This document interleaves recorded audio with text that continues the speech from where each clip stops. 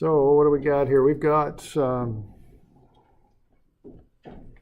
few of these that are coming due tomorrow, I think it is. So let's have a look. So we got these moment of inertia. Now this is mass moment of inertia. All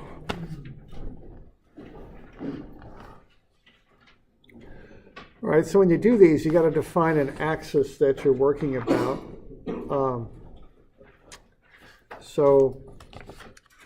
This would be the z-axis here on this one. So it's 321, 322, and 323.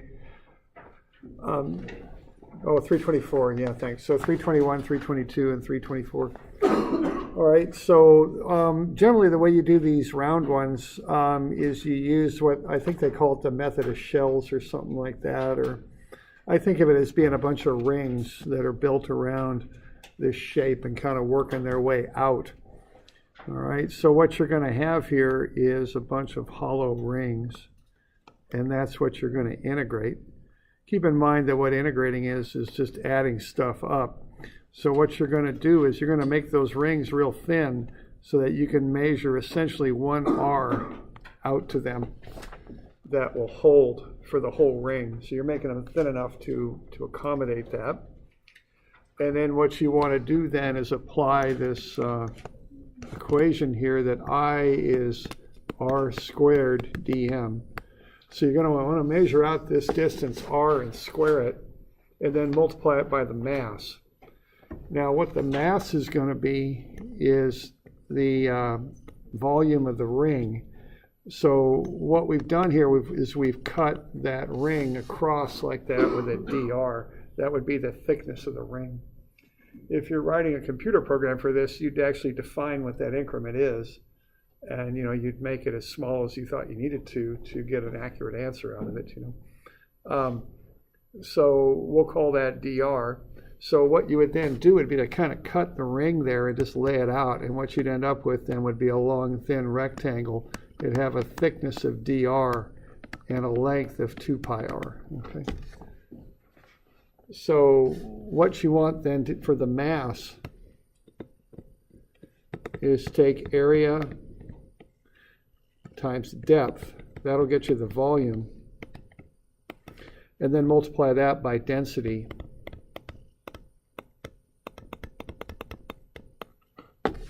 Okay, and that will get you the mass. And then the I then, or you might call it, I guess, di. I don't know, what's that?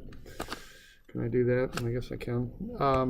What that would be R squared, whatever that radius is you measured out, times the area, times the depth,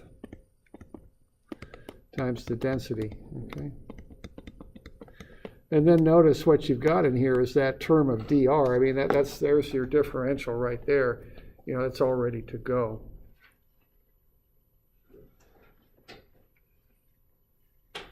So, we doing all right with that as far as doing the calculus goes? All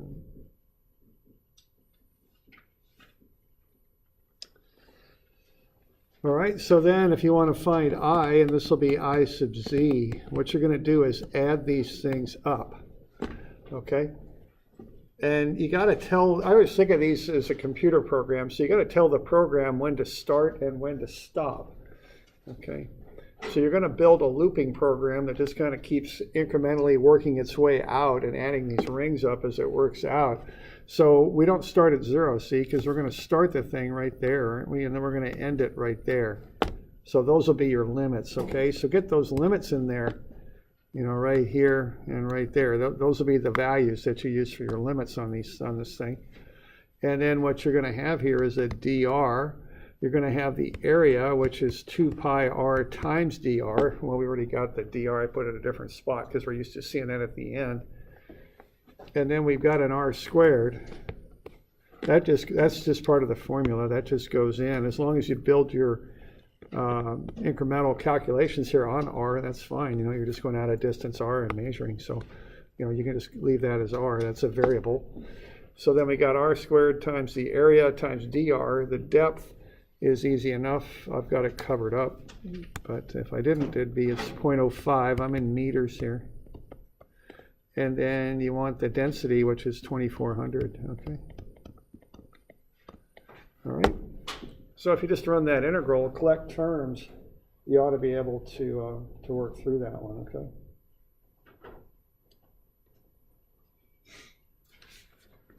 And when you run that, you should come up with what this comes out to be, which is 0.00548.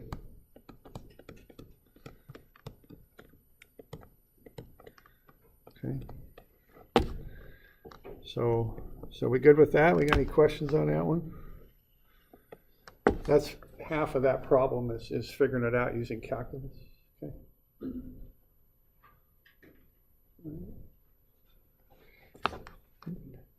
Now now the other half is using the tables. All right, so if you look at the formula sheet on the back, you've got an abbreviated set of tables for moment of inertia. And what this gives you is the moment of inertia of different standard shapes, okay? So on the back of your formula sheet, you've got different standard shapes. And what you're going to have there is a disk, which is what this is. I mean, okay.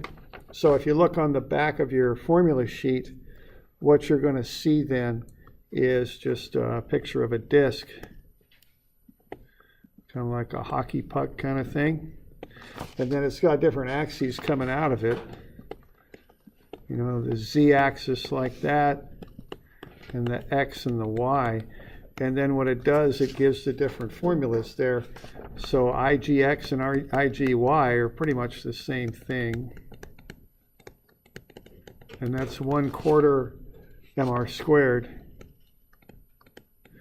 And then IGZ is 1/2 mr squared, okay? So those are the different formulas. Now in this one, I think it's pretty apparent, you know, you've got, but you do want to be a little bit conscientious about this, which formula to use. Now what we're doing here is we've got an axis that's normal to the flat circle. So that would be the z-axis. So this is the formula you want to use. Now when you're doing this, when you're using these formulas, you can't really do shortcuts. You got to find the moment of inertia of a solid, the complete moment of inertia of a solid, then subtract out the moment of inertia of the cutout. You can't like do distributive kind of things like you do with algebra. You got to be a little careful with this. I'm not quite sure how to express that thought in an effective way, but all right. So the way I would approach this is I would find the mass of a full disk, okay, and that's going to be volume times density. So the volume of that thing would be pi times the radius, 0.075 meters squared, times the thickness,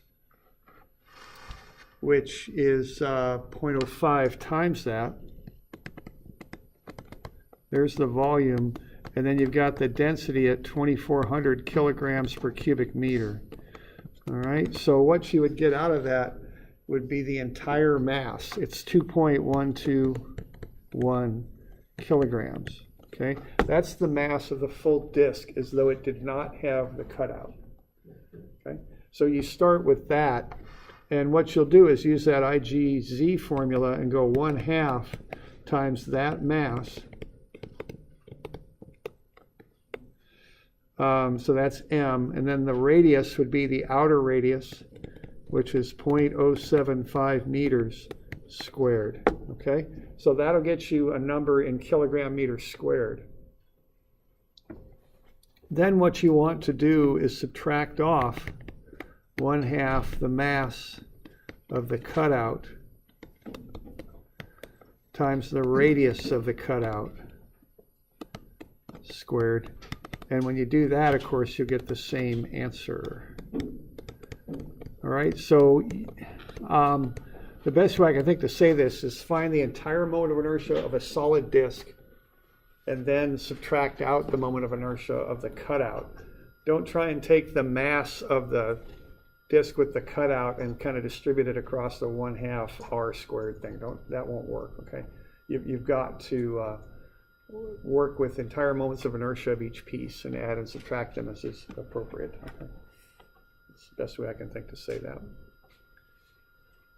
So we're doing all right with that. Do we got any questions on that stuff? All right.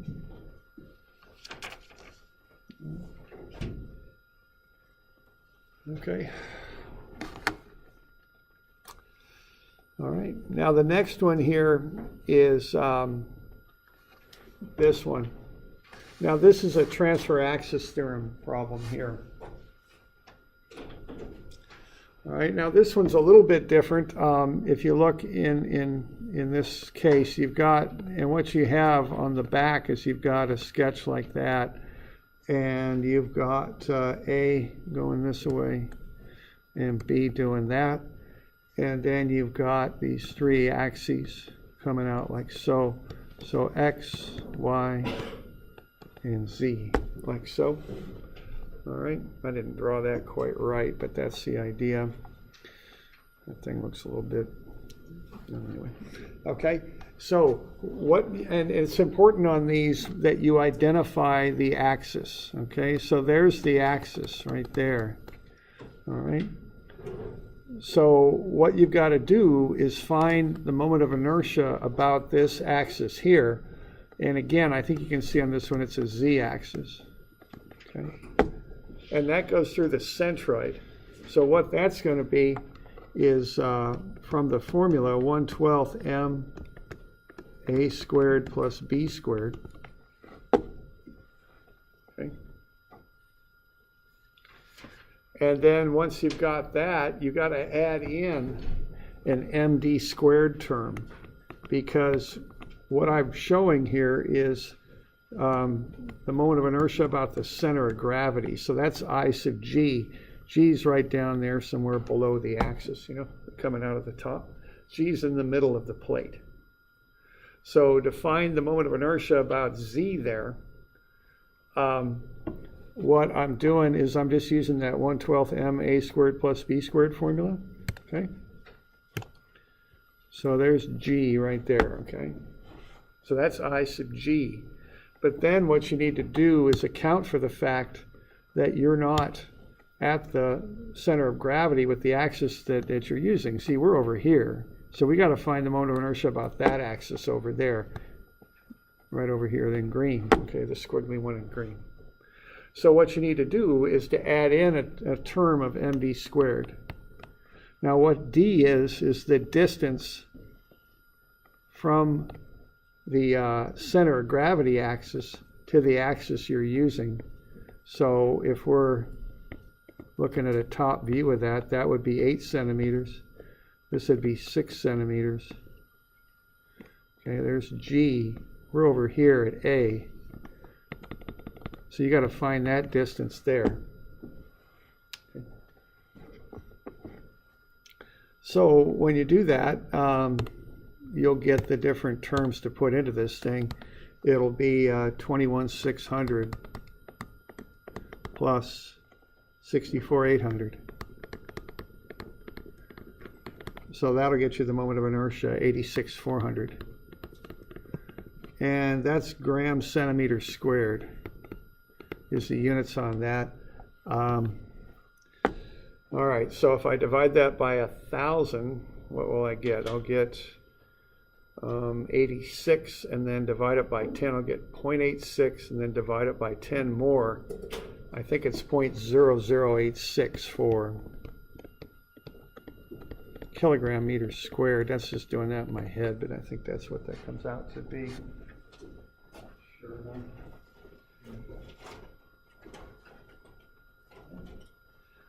So that's just an example of doing the basic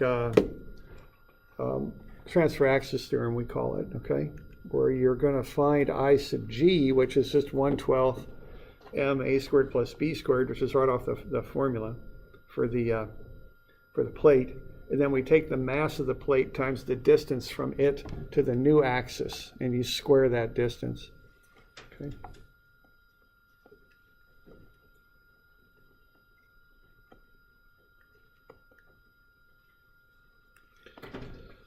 I think I screwed up on my. No. I don't care. You can do it however you want. It's fine. I did it this way, so you can go ahead. Let's see, centimeters. There's 100 centimeters. There we go. 100 centimeters. Centime, right?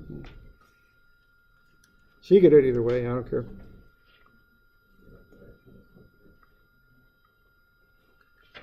So point. Yeah. Okay. So you could do it either way. Okay. So we're good with that one? Doing all right?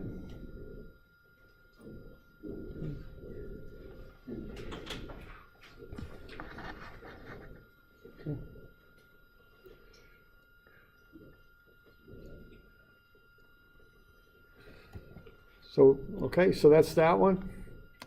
And then we got this last one's a little bit more complicated here. So we got the plate that rotates about this axis. We want to find the moment of inertia of the plate about the axis. The plate has a circular cutout as shown. All right. So that's what we got going on with this one. All right. So this is one of those where I'd set up a table just because it's a little bit complicated there. So what I'm going to do is find the volume. So I just went ahead and did that cutout. So the volume is pi r squared times the thickness. The thickness is 1.5 centimeters. So I've got everything there in meters. So it's pi times 0.03 squared. That's the radius of that circle. So the radius squared times pi is the area times the thickness gets you the volume. It gets a negative sign because it's a cutout. Multiply that by the density, you get the mass, minus 0.01696. Take that times a half times the outer radius squared. That'll get you the moment of inertia about the center of gravity of the disk. Okay. So when you look at your formula sheet, of course, you're going to see a picture more like that. Okay. If I can make that go away. There we go. Okay, and then you're going to be working with the z-axis, the x, and the y. Now keep in mind, even what we're doing with these shapes is we're finding their moments of inertia about an axis that comes out of the page. But that corresponds to I sub z is what that corresponds to, because this axis here that we're calculating about is normal to the flat surface of the circle. So even though it's pointing in a different direction, this is the axis that we would use for the formula, okay? So don't get fooled by how the sketch is oriented on the paper. Look at how it actually would be in reality. So we're finding the moment of inertia about a disk, about its center of gravity there coming out flat, normal to the flat surface. So what you would want to do is use the formula that corresponds to the axis that's normal to the flat circular surface of a disk. Okay. Y'all with me there? Got any questions on that? Okay. So if you're saying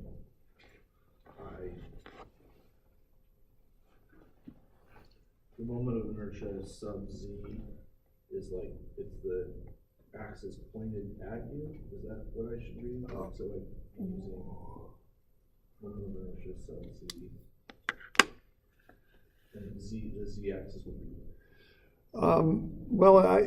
In the homework problem, the z-axis points out of the page towards us, but that's kind of irrelevant in a way. What's relevant is the axis is normal to the circle. Okay. So when I look at my formula sheet, I want to use the axis that's normal to the flat circle, which is the z-axis. Yeah. And so what's irrelevant is how whoever drew it decided to depict it. What's relevant is how make sure the axes are matched, that they're in the same location on the object. It can be drawn any number of different ways, depending on however somebody drew it, okay? I don't know if that... Yeah. Okay.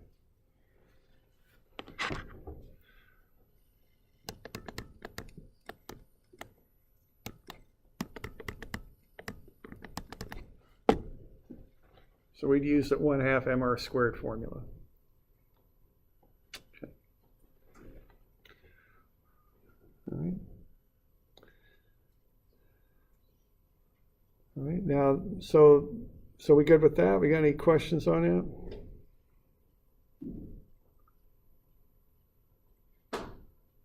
Okay. So what's going on here is this plate is spinning about this axis here. So what we would want for our distance is the distance right there. Okay, so 15 will get you from the axis to the right-hand edge of the plate. 8 will bring you back. So 15 minus 8 gets you 7. So D here is equal to 7 centimeters. Okay.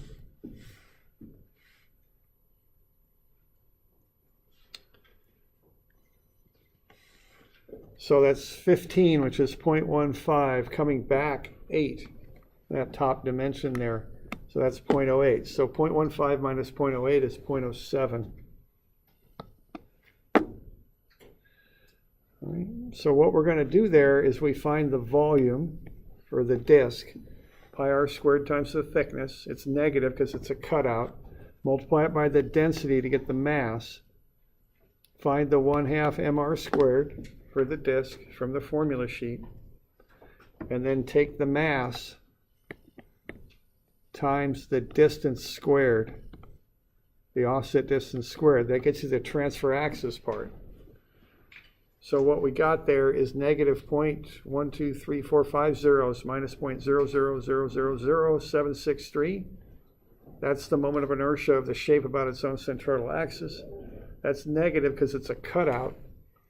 Then subtract again negative because it's a cutout, the transfer axis piece, which is 0.0000831.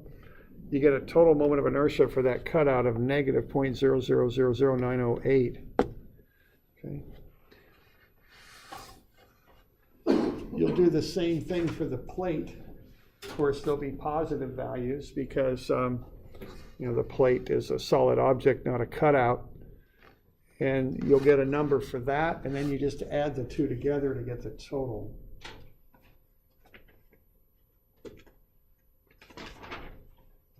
So when you run the number on the plate, what you ought to get there is 0.000972.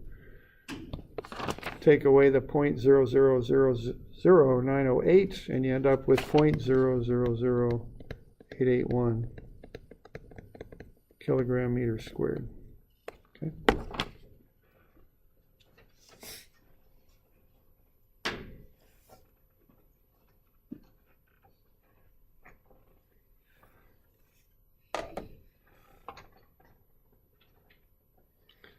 So, we're doing all right with that?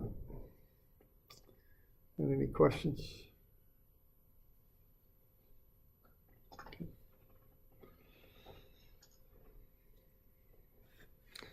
All right.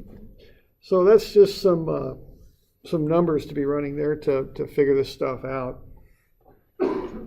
Just a few practice problems. This is just kind of a number that we often calculate for different shapes.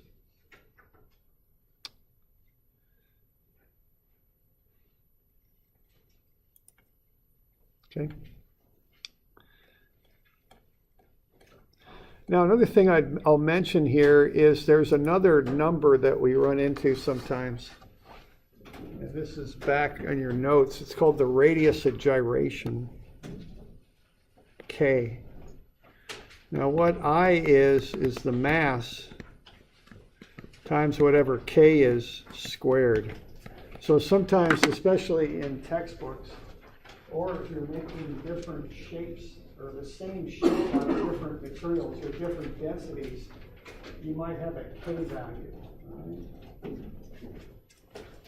So if you're given K for a more complex shape, all you got to do is square K and multiply it by the mass, and that'll get you the moment of inertia. So it's called the radius of gyration. And I've got this on page 620 in your book, okay? I think there might be one problem when I give you K for it, so just be aware of that and be looking for it so you don't be confused by it. It'll just really shorten up the amount of work you have to do to get the moment of inertia. If you're given K, all you got to do is square it and multiply it by the mass. So I think of K as being a value for a shape. So that way, let's say you've got the same shape, and it could be made out of, aluminum, or it could be made out of iron, or it could be made out of some sort of polymer or something. And all you'd have to do for each time is just know the mass. And then if you got this K value, square K and multiply it through, you'll get I. Okay. All right. So we got any questions on any of that stuff? Any of that homework? All right. All right.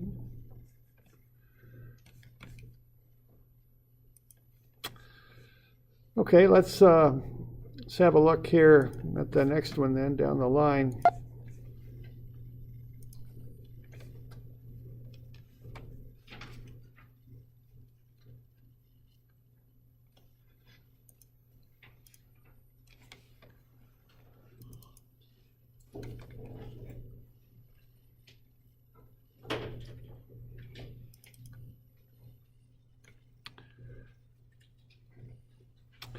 All right, so this is 670.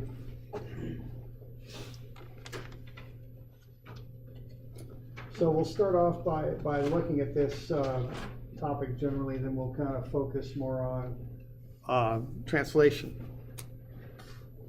Okay, so what plane motion is a combination of translation and rotation. Okay, it's the two things put together. So typically, if you've got an object and you just throw it across space, it's going to translate, which you see with that nice clean parabolic motion. That's an LED on the center of gravity for an axe, I think. And it's also going to rotate as it translates. And you've got another LED that's put on the base of the handle of the axe. So you're seeing both of those motions occurring simultaneously there. Okay, so that's a generally free plane motion. Now, what if you just have an object in space moving? It's going to rotate about its own center of gravity, which we'll call G. Okay, so what we're going to do is take what we did with F equals ma, and we're going to apply it now to an object, not just a point, which is what we were analyzing in the class at the beginning, but now we're going to apply it to objects that have dimension. So the first thing we'll do is kind of what we did earlier. It's F equals ma.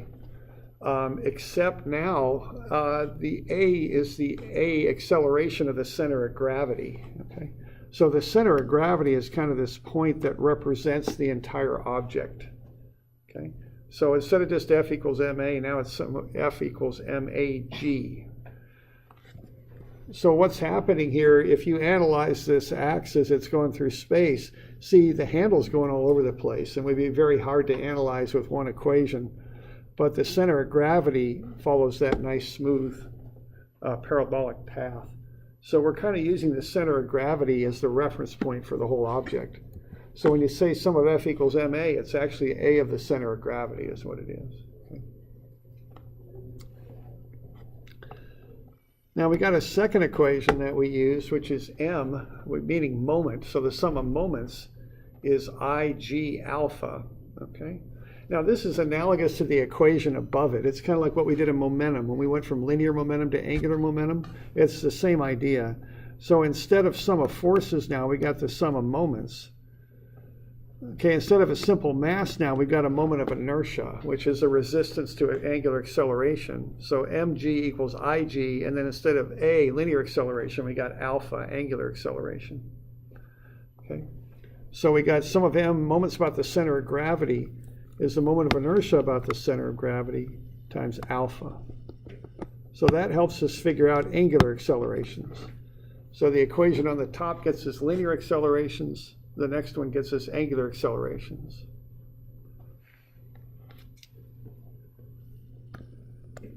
Now sometimes we can use this third equation, and sometimes it's to our advantage to do this. We can sum moments about a point other than the center of gravity. See this equation in the middle here, it's sum of mg. I could also sum moments about A. Okay. Now what I'm going to have when I do that is I'm going to have Ig alpha. But now I'm going to have a little bit of extra stuff going on here because this center of gravity is going to be accelerating too. And that's going to cause what we call an inertial moment about A. So we have to account for that. So we got AGX and we could have AGY here, all right? So what we look at are what we call the inertial moments that those could cause. So we'd have the mass times AGX. That's the mass times the acceleration of the center of gravity in the x direction. That's going to cause an inertial moment about A, though. So I need this distance in the y direction from A to the line of action of that acceleration, just like what I do to find a moment, okay? So it's MAGX times y bar. Similarly, if I've got some of MAGY, that would go in the y direction. I'm going to need a distance, a moment arm, from A to that inertial force, that mass times AGY, and that perpendicular distance for a moment arm would be measured in the x direction. Okay. So when I take moments about a point other than the center of gravity, I still get the IG alpha term, but then I pick up what we call these inertial moments, MA times that offset distance. So MAGX y bar and MAGY x bar. Okay. So these are the primary equations that we're going to use to analyze this stuff. We'll pick up one other when we look at fixed axis rotation, but those are the primary ones there that we analyze with. Okay. So we okay with that?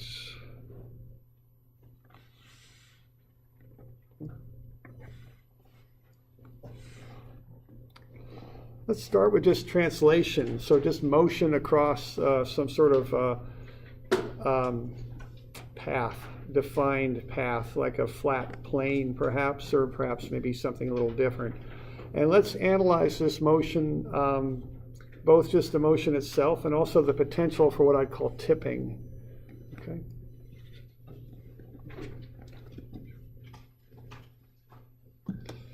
So let's see if something's going to tip over. Okay. So let's, I've often wondered this at the grocery store. What's going to happen to this water bottle if it's on that conveyor belt? Let's say you're an engineer for a grocery store and you want to design that conveyor belt system. Let's kind of have a look at that. How likely is a water bottle to tip when I put it on this conveyor belt? Okay. I'm sure that's something you've thought about a lot. So let's see if we can analyze this. All right. So let's start off by analyzing a water bottle. Water bottles tend to be a bit top heavy, don't they, because of the lid up there? Okay. So what I've done, I've measured the height of the water bottle. I've measured the base of the water bottle, and notice how that thing has kind of a concave base. Okay. So I've measured the height, the width, and I found the center of gravity. Now I'm sure I could have done a bunch of fancy calculations to find the center of gravity, but I was feeling a little lazy that day, so all I did was just balance it on a ruler. So there's the center of gravity, right? The balance point. Done with that, okay? All right, and so what I've done, I modeled a water bottle. So there we go. And that's on page 690. So I figured out that the thing was 25 centimeters of total height. The height to the center of gravity when I balanced it was 17 centimeters. And then the distance between the one side to the other on the base was 6 centimeters. So that's what I got. Okay. All right, now I'm going to put this thing on a conveyor belt. I'm going to start that conveyor belt up. Let's kind of start with some statics. And let's say the conveyor belt is not moving. Let's find the reactions at the base at points A and B. Let's start with that, okay? That's something kind of familiar, and it might be worthwhile to go through that. I think you've done something like that before. Now, I'm taking that curved base. Notice how it's kind of concave in here? I'm just assuming that there's two reaction points there and there. Maybe not a perfect solution or a perfect way to model this, but I'll start with that, okay? Keep in mind that all the work we do is modeling, okay? None of these models are perfect, so that's what I'm going to start with. Maybe once I did that, I could do a more refined analysis of it, but I'm just going to start with that, kind of assuming that I've got two reaction points, A and B. Okay. There we go.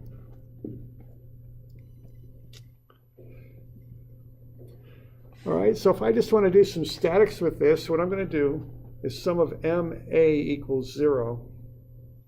I'm going to take moments about point A and set that equal to 0. Now notice that what that is a special case of this equation right here. That's the actual real equation. When you see, that's the dynamic equation up there. In statics, alpha and A are all 0, so the entire right-hand side zeroes out. Okay, so sum of MA equals 0, what you learned in statics, is really just a special case of that long equation up above. I've got the mass of the thing is 0.3 kilograms, so the weight is 2.94 newtons. Okay, so I'm getting a little free body diagram going there. I got RA, I got RB, and I got the weight, 2.94 newtons, downward going through the center of gravity. That's where you assign the weight. And what I would do then is I would, some moments about A, I'd have 2.94 newtons times half of 6, 3 centimeters. That's negative because that's going to come around clockwise. Okay. And then I've got 0.06 RB going up counterclockwise, so that's positive. And the sum of those is going to be 0. So when I work through that, RB is 1.47. And then when I sum forces in the y direction, like what I do in statics, I get RA is also 1.47, which makes sense. I've got kind of a symmetrical situation here. Okay. So that gets me RA and RB. When I do statics, they're equal. They're both 1.47.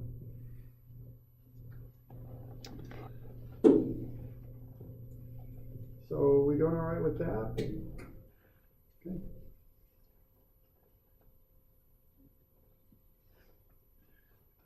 Now let's say that I've got this conveyor belt set so that it accelerates at 1.2 meters per second squared.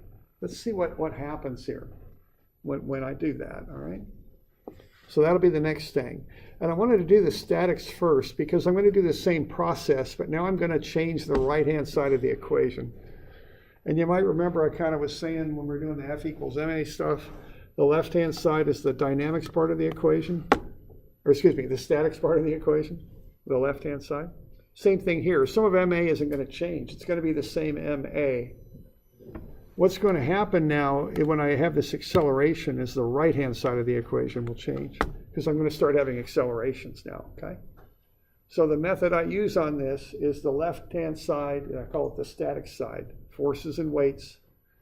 The right-hand side, I call the dynamic side, masses and accelerations and moments of inertia. Watch your signs, be sure that they all work out. Okay? Now, if this thing starts to accelerate to the right, I assign that acceleration up at the center of gravity is where I assign it, okay? So that 1.2 meters per second squared would be exerted through the center of gravity. And there's my free body diagram now. It's just like what I had for statics, except I got that acceleration on there now. Now I'm assuming the bottle isn't tipping yet, so alpha goes to 0. There's no angular acceleration. And also, it's not accelerating up or down, so AGY goes to 0. So what I'm going to have here is sum of MA is MAGXY bar, okay? So what I got going on here is sum of MA is 2.94, the weight, times the 0.03 moment arm, negative because it's clockwise. And then plus 0.06 times RB. RB is an unknown. And then that's going to equal MAGXY bar. Okay? So what do we got for the mass of this thing? That's M. What's that? You got anything on that? Is it 0.3? 0.3 kilograms. Okay.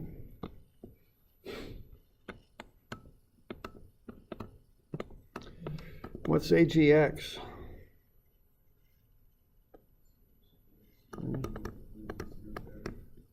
go.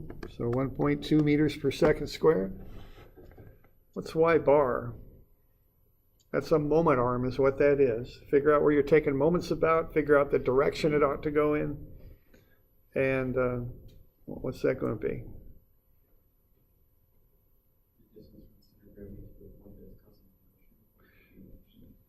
Yeah, right.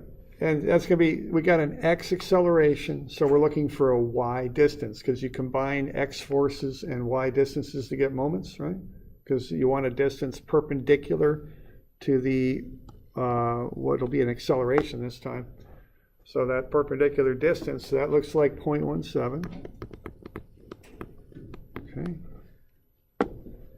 Doing all right with that? Now, the last thing here is what's the sign on them?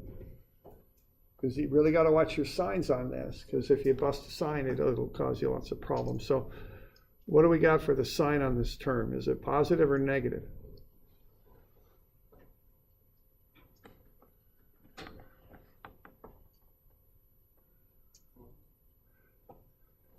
All right, let's see here. What are we doing? We're taking moments about A, down there. Now, obviously, we don't have a force this time. We have really what we call an inertial force, which is a mass times an acceleration. Which way is that acceleration going? To the right? But which kind of rotation does that cause? Clockwise. So that's a negative out in front, okay? Because negative moment is clockwise. So even though the force is to the right, positive, the moment is clockwise, which is negative. So you look at the sign on the moment, how it rotates. Now don't overthink this. Don't start thinking about how the bottle reacts to what's happening and all that. Just get rid of all that. Just look at that arrow. Arrow points to the right, just like a force that's going to go clockwise. I've done all my thinking. Okay, I'm not going to overthink it. Okay? So that's how I'd set that up. So instead of minus 2.94 times 0.03 plus 0.06 RB is 0, now it's equal to the mass, the acceleration, and the offset distance, perpendicular to the acceleration, and I put a sign on there. That acceleration is pointing to the right, that leads to a clockwise moment, which is negative. Okay.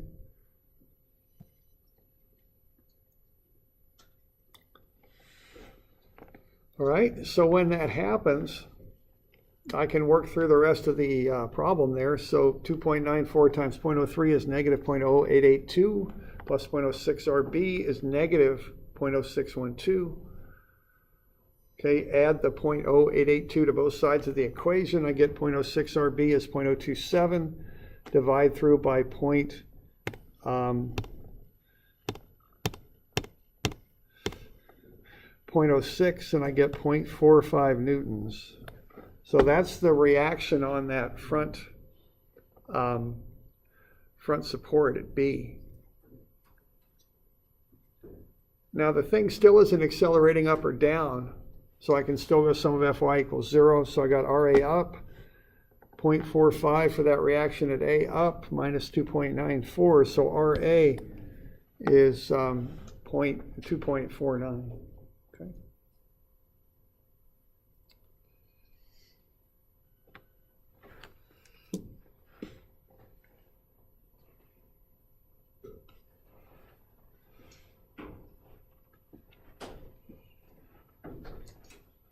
So we doing all right with that?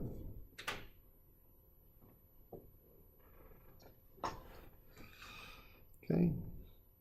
So that's tipping and an analysis of that. It's based on the acceleration. As that acceleration gets more and more, as you accelerate that thing more and more to the right, that negative number on the right-hand side of the equation is going to get bigger and bigger. And eventually you're going to run out of reaction at B. And that reaction at B will eventually get to 0. What happens when that reaction gets to 0? Yeah, tips back. Right? Okay. Why does it have to go to 0? Is that like just because of the distribution and the geometry of the object? Yeah, when it's 0, there's no weight pushing down on the surface anymore, so it's just about to lift off the surface. It's that threshold between being supported by the surface and actually not. Yeah, it makes sense intuitively. I just was one I was like more of a spectrum, like once we got to a certain point, like point. I don't know. Yeah, 0 is like the threshold. I mean, it's considered to be the boundary. Okay. Let's see, why don't I show you one thing here?